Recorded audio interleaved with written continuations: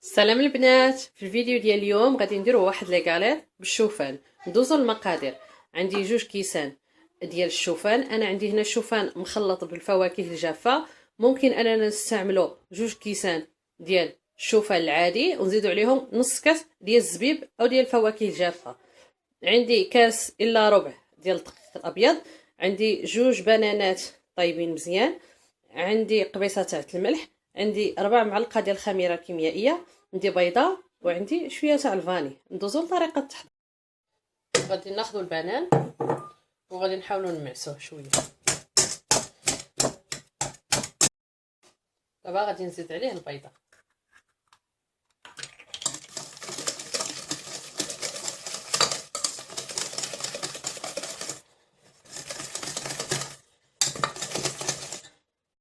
دابا نزيد قبيصه ديال الملح، الدقيق الابيض،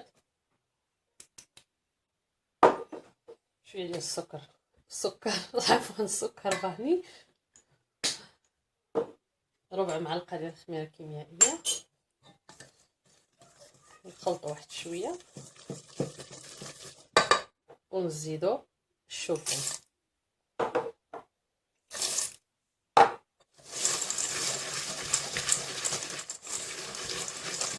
الخليط اللي حصلنا عليه دابا غادي نديروه في واحد لاطا باش ندخلوه للفرن. غنبقاو ناخذوا على هذا الشكل بمعلقه. اعانه ديال واحده اخرى غادي نحاول نقادو على حسب الحجم اللي حنايا بغينا.